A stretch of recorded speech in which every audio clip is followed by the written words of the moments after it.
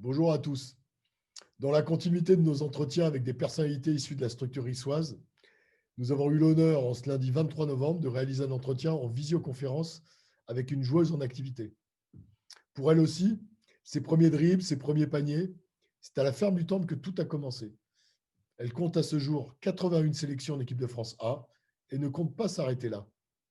Dans le viseur, un championnat d'Europe et surtout les Jeux olympiques de Tokyo dans le courant de l'année 2021. Avec son club aussi, le Tango Bourges Basket, les objectifs ne manquent pas car à Bourges, on y est pour gagner des titres et jouer bien entendu l'Euroleague. C'est un vrai cadeau qu'elle offre à nos adhérents car la ville de ses débuts représente beaucoup.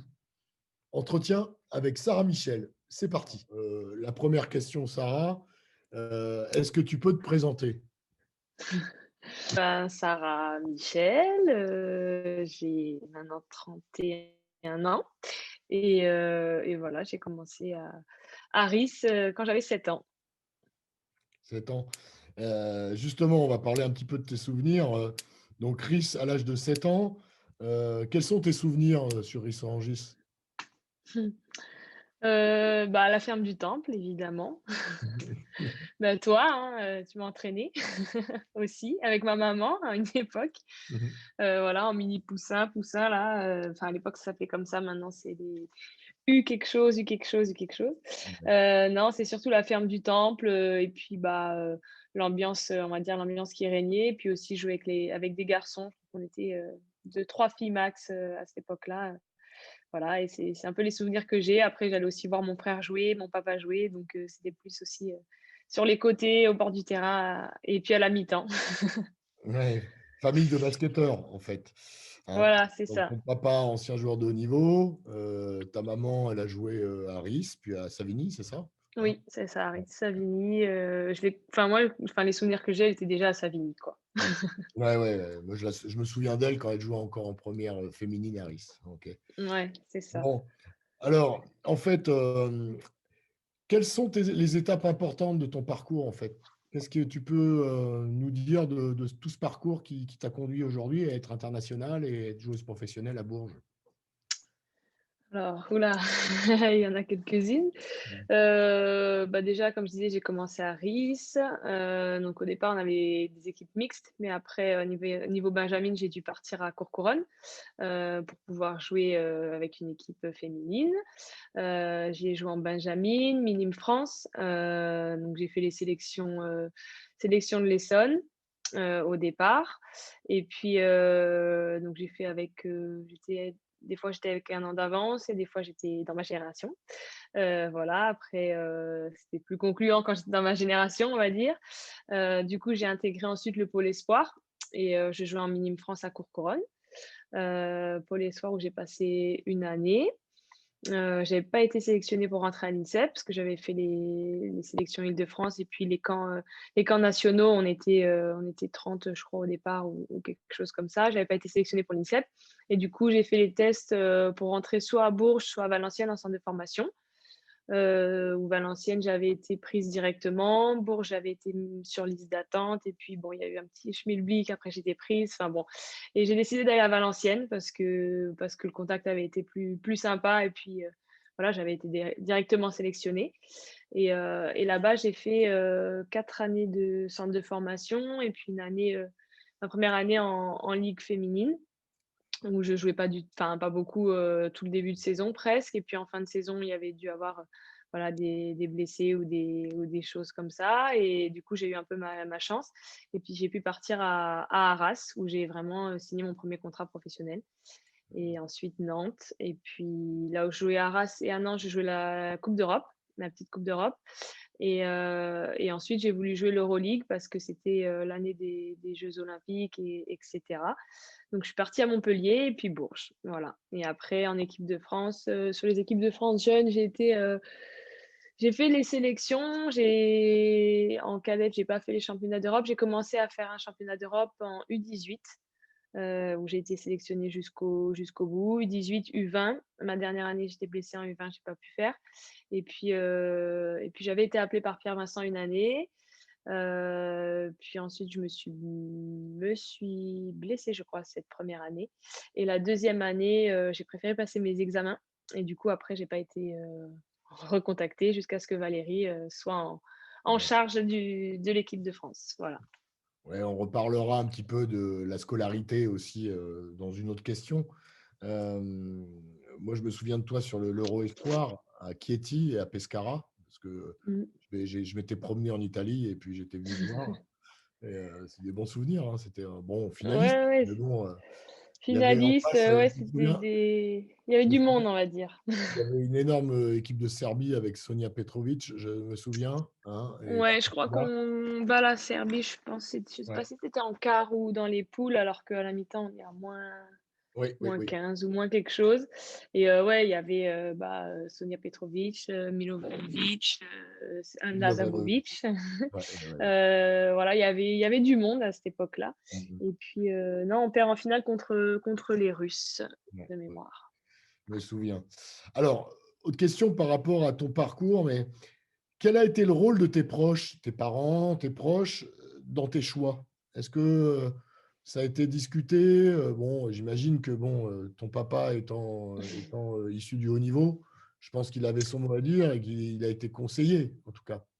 Oui, après mes parents, c'est vrai qu'ils ont toujours, ils nous ont toujours suivis avec mon frère, voilà, ce qu'on soit en jeune, donc ils nous coachaient quand on était petits ou ils suivaient à tous les déplacements, voilà, ils nous emmenaient et cetera. Et du coup, c'est vrai que, bah, ils avaient été un peu déçus quand j'avais pas été sélectionnée à l'INSEP et puis du coup, ils m'avaient dit, parce qu'au départ, ils m'avaient dit: «Bon, bah, c'est soit l'INSEP, soit c'est bon quoi, on t'arrête les frais» entre guillemets. Et puis après, bon, ils ont réfléchi, ils m'ont dit: «Bah, alors c'est ou Bourges ou Valenciennes, tu fais les essais, tu te débrouilles pour être sélectionné, sinon, on t'emmènera pas ailleurs». Et du coup, on avait choisi, Valenciennes. Hem Après, sur mes autres choix quand en tant que professionnelle, c'est sûr qu'à chaque fois, je leur demandais mon avis, surtout au départ. Après, ils voulaient aussi que je continue mes études, comme tu disais. Voilà. Après, ils m'ont toujours soutenue, c'est sûr qu'ils m'ont donné leur avis. Ils ont essayé de m'orienter au mieux, en me laissant aussi prendre les décisions, même si, comme tu dis, ils sont très, comme ils sont à fond, des fois, c'était pas toujours été facile Mhm. de les supporter, entre guillemets, mais non, heureusement qu'ils ont été là et qu'ils m'ont aidé un peu à m'aiguiller et puis, surtout pour le départ, quoi, sur les premières années. Ouais. Et alors, question, à quel moment as-tu pensé devenir professionnel? Tu y as cru un moment où au départ, tu avais des doutes? À quel moment dans ce parcours, tu t'es dit, tiens, ouais, je vais pouvoir le faire, ça? Bah, en fait, quand j'étais petite, voilà, je jouais avec mon frère, enfin, je voulais être professionnelle, mais c'était pas encore très médiatisé à l'époque et cetera, le basket féminin et je disais que je voulais être joueuse professionnelle parce que j'aimais le basket, en fait, tout simplement. J'adorais ça et mais c'est vrai que je me suis toujours dit, étant gamine, j'aimerais faire ça. Après, j'avais toujours, la balance aussi de mes parents qui me disaient: «Oui, mais si tu fais pas ça, il faut que tu fasses quelque chose à côté» et cetera. Les profs aussi, les différents entraîneurs, que j'ai pu croiser. Après, bah, ça se dessine un peu au pôle espoir. Quand on commence à rentrer au pôle espoir, on a un peu plus cette envie d'être professionnel et en fait, je me suis jamais dit, «Je vais pas y arriver» parce que pour moi, j'aimais ça et que ouais, je me suis jamais inquiétée, en fait. Très bien pu me casser la figure et puis ça aurait été différent et j'aurais trouvé autre chose dans les études parce que j'aimais ça aussi. Mais je me suis jamais dit: «Je vais pas y arriver». Après, c'est vrai qu'on a été aussi aidés par les gens autour de nous. Enfin, je sais que mes entraîneurs, à Valenciennes, ils m'ont beaucoup aidée sur ça et à me dire, ben, à un moment donné: «Oui, tu peux y arriver, mais il faut travailler ça, ça», des choses spécifiques. Mais je pense que de toute petite, en fait, je me suis dit, «J'aimerais être professionnelle» et si j'y arrive pas, je disais, bah, je ferais soit kiné ou prof ou quelque chose, qui m'intéressait aussi, quoi. Mais je me suis jamais dit, «Ils ont raison, ça va être impossible», quoi. Ouais. Alors, comment tu as réussi à concilier les études? Parce que je sais que t'as des diplômes, hein, tu as réussi à concilier sport de haut niveau et études. Comment as-tu réussi à faire cela? Ça n'a pas été trop difficile? Disons que c'est vrai que maintenant, c'est un peu plus courant que les filles, elles continuent leurs études, que ce soit à distance ou elles arrivent à avoir des aménagements en fonction des écoles qu'elles veulent faire. Mais à l'époque, moi, c'était plus, beaucoup STAPS ou kiné en fonction de la ville où on était. Du coup, moi, à Valenciennes, le plus simple, c'était de faire STAPS. Après, bon, ça me dérangeait pas trop parce que, comme je disais, moi, je voulais faire ou, kiné ou prof de PS ou instite. Donc, j'ai commencé à faire STAPS. Après, c'était plus simple dans le sens où je jouais pas à l'Euroleague et on jouait au départ, avec Valenciennes, on jouait l'Euroleague.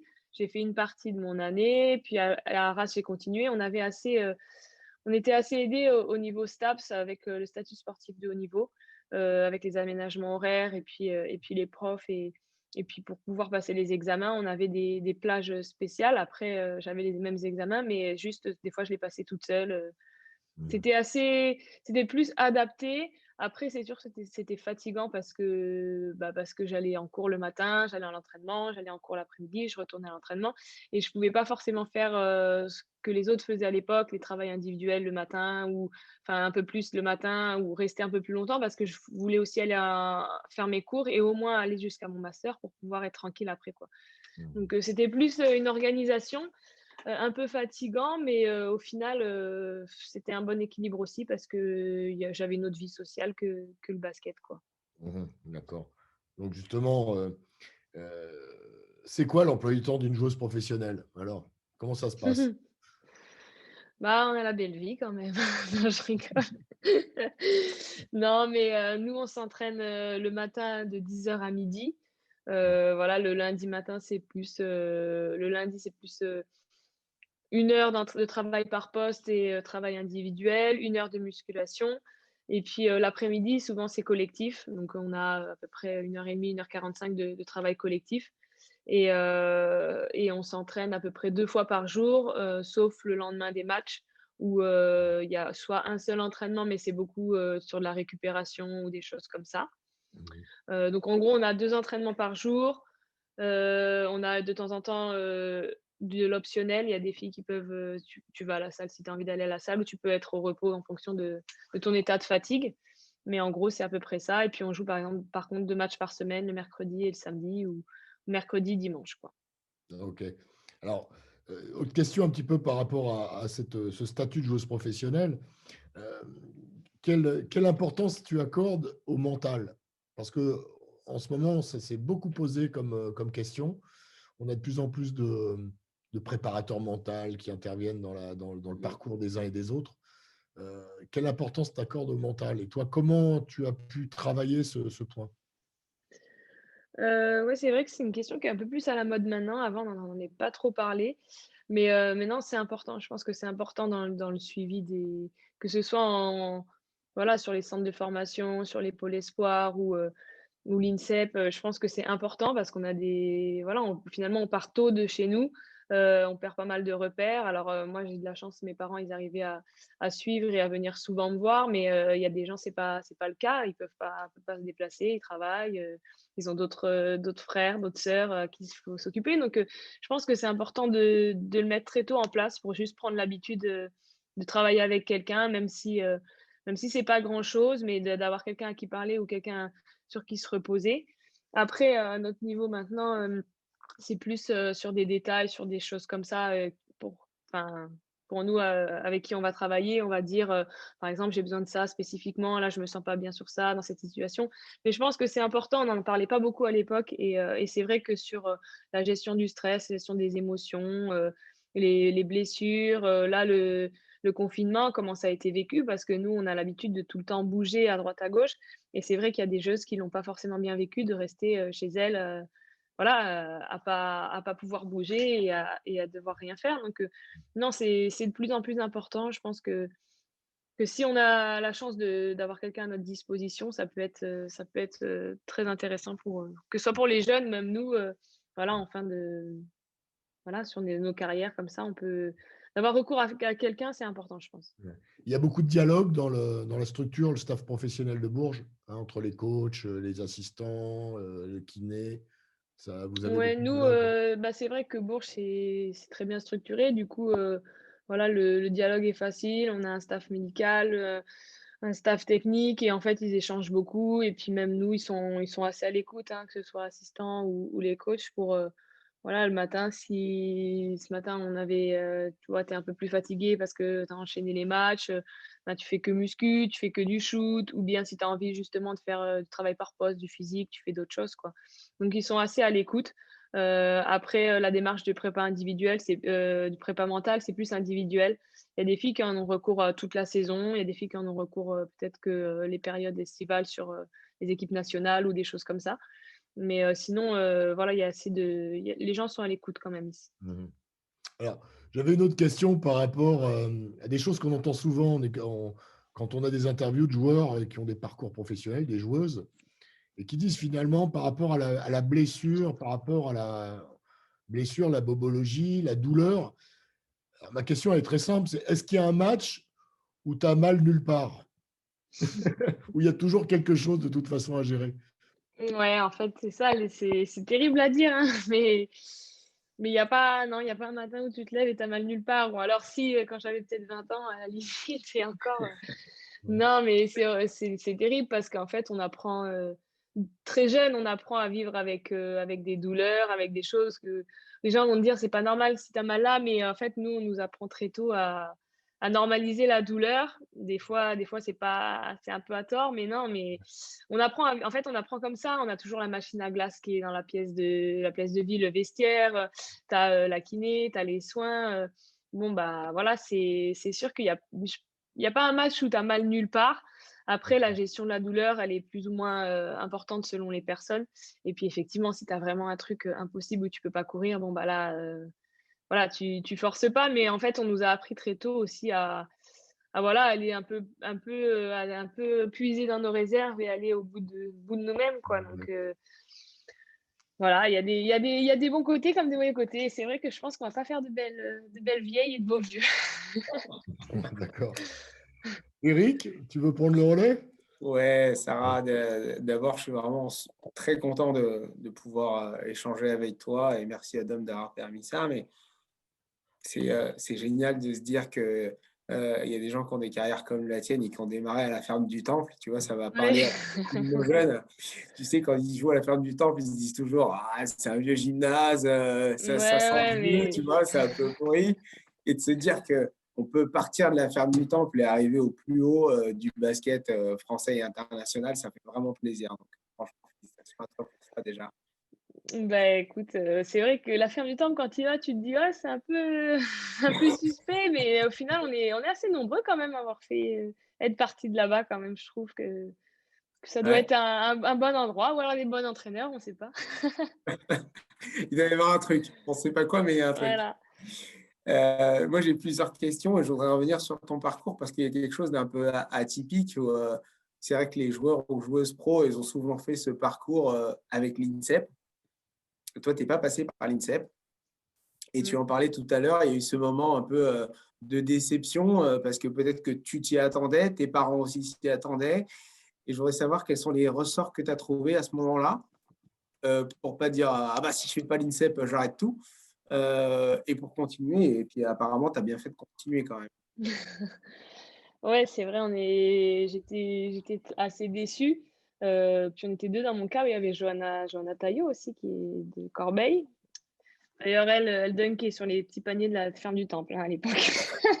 En poussin déjà, donc mais Je non, confirme. ouais, du coup, on était un peu déçus, voilà, forcément de pas aller à l'INSEP, mais bon, après, comme je disais, je m'étais toujours dit, que c'était quelque chose que j'aimais et que je voulais faire et quand mes parents m'ont dit au départ, ils m'avaient dit: «C'est ça ou rien», donc du coup, j'ai un peu paniqué. Je me suis dit: «Bon, bah, ça y est, ils vont me dire d'arrêter et tout» et puis non, je pense que c'était sur le coup peut-être de la déception où ils se sont dit, «Bon, bah, on va pas faire trop de déplacements non plus, si elle arrive pas à aller à l'INSEP, peut-être qu'elle y arrivera pas». Peut-être qu'ils se sont dit ça un instant et puis après ils se sont dit: «Bon, bah, au moins, on va lui laisser faire le centre de formation et puis on verra à la suite du centre de formation comment ça se passe».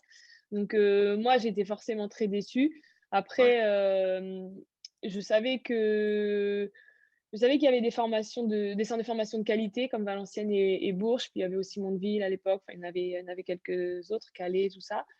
Et je me suis dit: «Bon, bah, je vais essayer». J'allais le voir de temps en temps avec mes parents ou avec le pôle. On a été voir des matchs dans ces salles-là, au Hainaut et puis au Prado et je me disais: «Ça peut être quand même génial de même si je suis pas l'INSEP, d'évoluer dans ces clubs-là en centre de formation». Donc j'ai tenté ma chance et je me suis dit: «Bah, allez, j'y vais et si j'y arrive, bah, voilà, je ferai mes 3 ans de centre de formation et puis à la fin, je verrai. Si c'est pas pour moi, bah, ce sera pas pour moi». Mais j'ai été déçue, mais plus parce que je me suis dit, voilà, dans ma génération, c'était pas les choix. Il y a des fois, il y a des générations où, on prend que des grands, des fois on prend que des petits et puis Ouais. voilà, dans ma génération, c'est vrai que je ressemblais pas à grand chose, j'avais pas trop de spécificité donc je me suis dit: «Bah, je pars en centre de formation, je continue mon petit bout de chemin et puis si j'y arrive, tant mieux, quoi». Ok, top. Euh, En fait, tu as commencé ta carrière pro assez jeune finalement, puisque tu Mmh. as démarré en pro à 17 ans à peu près. Mouais. Mmh. Aujourd'hui, je ne vais pas redire ton âge, mais ça commence hein, quand même. On est plus proche de la fin, ouais, que du début, ouais. Alors justement, c'est quoi la recette pour durer au haut niveau? Parce qu'on Mmh. parlait de, ton quotidien, mais c'est quoi la routine d'une joueuse pro pour rester au top? Je me permets de dire au top parce qu'on a vu tes dernières perfs, t'as l'air plutôt en jambes. Et comment on fait pour durer à ce niveau-là pendant aussi longtemps? Parce que c'est déjà énorme. Ouh là! Ah la vache, c'est le truc, je me suis dit: «C'est quoi ce?» Bah, écoute, je pense que chacune a un peu ses routines, finalement. Heu, après, je pense que la part du quand même elle est importante parce que, il y a des moments où c'est compliqué, il y a des moments de blessure, il y a des moments de doute, il y a des moments de fatigue, l'été quand il faut aussi faire ses prépas tout seul et tout, c'est un peu plus dur. Voilà, je pense que la part du mental, elle est importante, d'avoir du soutien aussi autour, des gens qui croient en toi. Après, au niveau physique, c'est plus, bah, voilà, de l'entretien, faire, bien manger. Bon après, je te dis pas qu'on est au régime et qu'on est comme au judo où c'est vachement restrictif, mais non, on fait attention à ce qu'on mange, on fait attention aux heures de sommeil, moi je enfin, il y en a qui font la sieste tous les jours. Moi, je la fais que le jour des matchs, par exemple, mais il y en a, c'est des routines. Les étirements. Maintenant, la muscu, bon, bah, moi, de toute façon, j'ai jamais pris musculairement, mais c'est plus pour pas se blesser ou pour se renforcer et être au top, en fait. Les routines, j'ai pas forcément de recette magique. Après, je sais que j'ai une hygiène de vie qui est assez Ouais. saine. Voilà, donc j'ai pas comme je disais, mes années où j'ai été à la fac, j'avais un bon équilibre, même si j'étais plus fatiguée, peut-être que j'ai eu quelques pépins physiques, mais mentalement, j'étais aussi plus équilibrée, au départ pour, voilà, d'avoir, mon temps basket, mon temps, de vie sociale parce que quand tu es jeune, tu as quand même envie d'avoir, une adolescence et voilà, mais non, c'est plus, s'entretenir physiquement, s'étirer, faire les trucs de muscu, voilà, prendre soin de son corps, en fait, du mieux possible Ouais. parce que, comme on disait, on a un peu mal partout.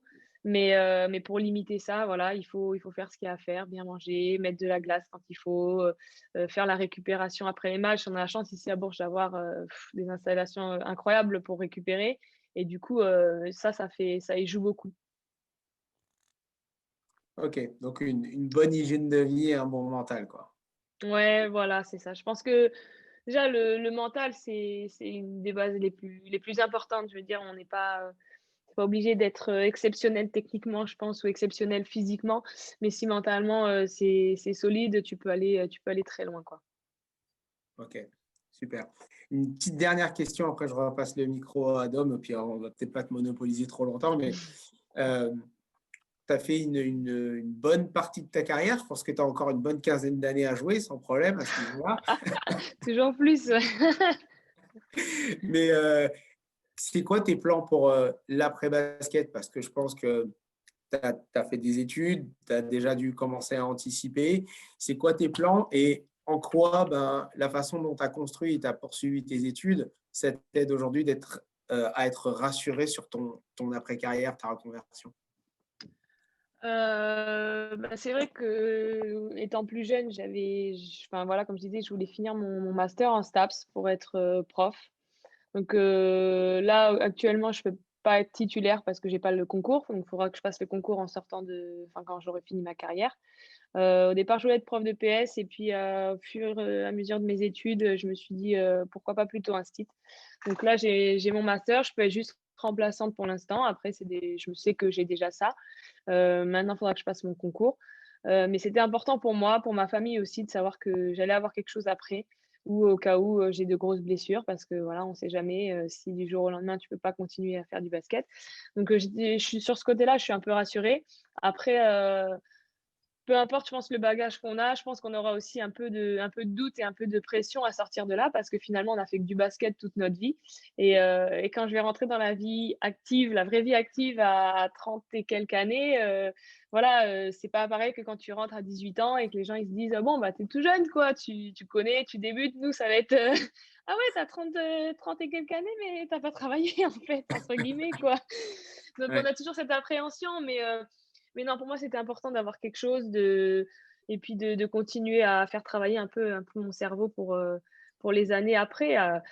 Maintenant, est-ce que je vais être instit ou pas? Je sais pas parce qu'on a aussi pas mal de contacts avec les partenaires, avec les choses comme ça, et peut-être que j'aurai d'autres possibilités, d'autres Mmh. opportunités, quoi.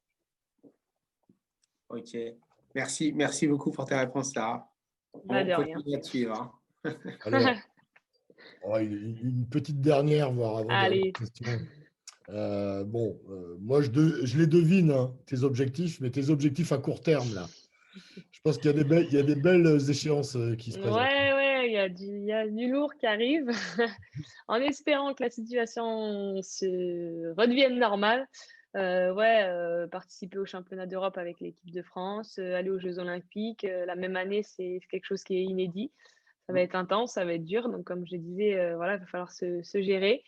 Même au niveau du club, voilà, aller le plus loin possible en Euroleague. L'an dernier, on s'est arrêté, mais je pense qu'on pouvait aller, un peu plus loin. Donc cette année, on a un beau groupe, on a une équipe qui est solide, donc j'espère qu'on pourra avoir des titres aussi en championnat de France.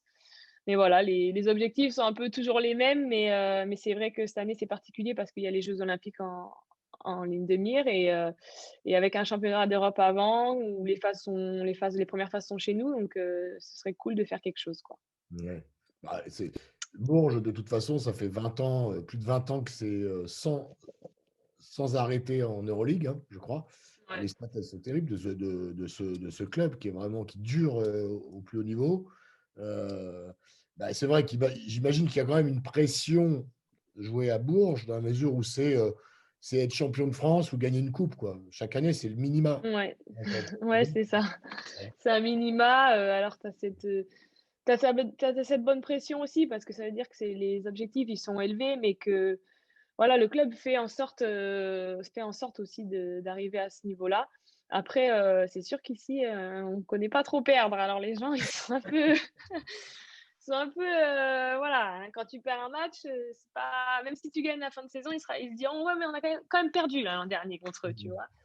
Donc non, après ils ont pas trop l'habitude de perdre ici, mais c'est vrai que c'est cool, quoi. C'est de la bonne pression, voilà, tu joues des titres, c'est sûr que bon, j'ai pas encore vécu une année ici où on n'a rien gagné. J'espère pas le vivre, tu vois? Mais non, non, c'est sûr que c'est voilà, c'est le club en France où, le plus gros palmarès et c'est impressionnant de jouer ici parce que, voilà, les installations, les gens, enfin tout est mis en œuvre pour qu'on réussisse, quoi. Mhm. Ok, ok. En tout cas, on va arriver à la fin de cette petite interview. En tout cas, un grand merci, Sarah. C'est un vrai Bah, plaisir de merci à vous, t'avoir, hein. déjà de prendre de tes nouvelles. Bon, on te suit, hein, on te suit. J'ai regardé le match de mercredi dernier, là. Pas Ouais. mal, hein. Ouais, Ouais, ouais, c'était t'es en cool. Ça faisait forme. du bien de rejouer. Ouais, ouais. Bon, c'est bien. Et, en tout cas, mille merci pour l'avoir fait. Je pense que nos adhérents et nos jeunes, ils vont te découvrir. Et bon, ils connaissent pas trop le basket féminin non plus. Nous, c'est aussi un Bah objectif non, c'est vrai que c'est de faire connaître le basket féminin et que notre club, il a été féminin à une époque, mais bon, et pourquoi c'est pas vrai. une section féminine sur le club. Pourquoi Euh, pas le redevenir? avec Voilà. une marraine Voilà. comme Sarah Michel, Ouais. tout est Bah, possible. tu me diras, pas de Ouais. souci. Pas de souci. Bon, en tout cas, Bah, merci merci à vous Sarah. en tout cas. Ouais. Merci beaucoup, Sarah. Très bonne semaine et prends soin de toi et puis continue sur ta belle lancée là parce que les Yes. personnes sont pas mal à ce moment-là. Ouais. Et Ouais, bah club te merci, hein. soutient, ton club d'enfants, Merci, de cœur te merci. soutient, on est avec toi. Bah, je passerai quand les matchs reprendront, je passerai voir mon frère jouer Bah à oui, la ferme du Temple, hein, parce que bah, on l'autre a fois je suis récupéré. passée là, il Ouais. y a du monde quand même maintenant, hein. Ah, il y a du monde, les anciens qui Ils sont sont revenus revenus. les vieux. Ouais. Et puis surtout, on a normalement récupéré notre salle Jesse Owens, donc on doit avoir des matchs. Ah, Voilà. Ouais. d'accord. Bon, bah alors je passerai aussi à Jason alors. Pas Au de plaisir de souci. te recevoir. Allez, à bientôt. Salut. Ciao, ciao. Ciao, Salut, merci ciao. beaucoup. Ciao.